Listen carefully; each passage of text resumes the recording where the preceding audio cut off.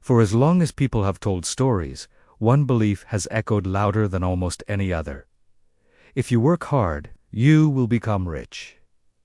It's the sentence parents whisper to their children, teachers repeat in classrooms, governments praise in speeches, and societies build their dreams upon. It is a comforting idea, the kind of idea that makes life feel just, logical, fair. But when you step back and look at history honestly, you begin to see the cracks in the story. You begin to notice that the hardest working people in the world have rarely been the ones who ended up wealthy. And once you notice that, it becomes impossible to unsee. Imagine a boy watching his father come home after a double shift. The man is covered in dust, boots worn down, hands rough like sandpaper, shoulders pulled forward from years of lifting. He doesn't complain.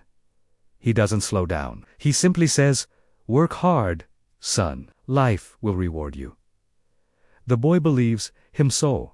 He studies harder, works longer, takes every shift he can, pushes himself until his body aches, and yet somewhere around middle age, he wakes up to a devastating truth.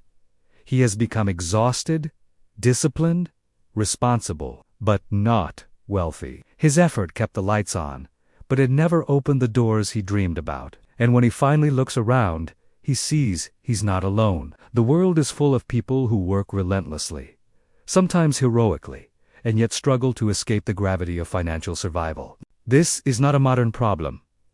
It is a historical pattern. If hard work alone created wealth, coal miners would be millionaires. Farmers, factory workers, nurses, teachers, people who give their entire lives to labor and service would be the economic elite. Yet century after century, nation after nation, they remain among the least compensated. Meanwhile, extraordinary wealth accumulates elsewhere, among those who own land, control capital, build networks, manage systems, or simply arrive at the right place at the right time. The origins of this myth stretch deep into human history. Religious texts praised labor, kings encouraged obedience, and early societies needed stability more than fairness. The idea that effort brings reward kept people hopeful, productive, and orderly. But as economies grew, the gap between effort and wealth widened. In ancient Mesopotamia, farmers bent over the soil under a blazing sun,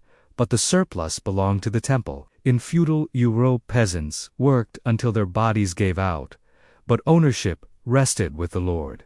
In the Industrial Revolution, factory workers labored 14 hours a day. Yet it was the factory owners, not the laborers, who built vast fortunes that carried their families for generations. The 19th century changed everything and nothing at the same time. As factories and machines spread across Europe and America, governments and corporations needed a new type of citizen: obedient, disciplined, willing to endure long hours for little pay, and above all, optimistic enough to keep going. And so the myth evolved. It became a cultural anthem: work hard, and you will rise. But numbers told another story. Productivity soared, while wages stagnated. Workers gave more than ever, yet their living conditions barely improved. The promise of upward mobility was dangled like a carrot, not to reward effort, but to maintain the engine of industrial growth. When you examine wealth honestly, a different pattern emerges, one that repeats across every civilization and every century. Wealth is not created by effort alone, but by ownership. People who owned land became rich, regardless of effort. People who owned factories became rich, regardless of how many hours their workers labored. Today, people who own stocks, businesses, patents, media, real estate, or intellectual property build wealth, while others trade time for wages. Hard work produces value, but ownership decides who receives that value. Beyond ownership, wealth flows through leverage, capital, networks, information, timing, and access. These forces multiply effort instead of merely extending it. A single investor can earn more from capital gains in 1 year than a laborer can earn in a lifetime of 12-hour shifts. A programmer building a scalable tool can reach millions in minutes, while a field worker can only harvest so much in a day. A founder who builds a system that runs without them breaks free from the limits of time, while an employee remains bound to the hours their body can endure. Modern society reflects this divide more clearly than any other era.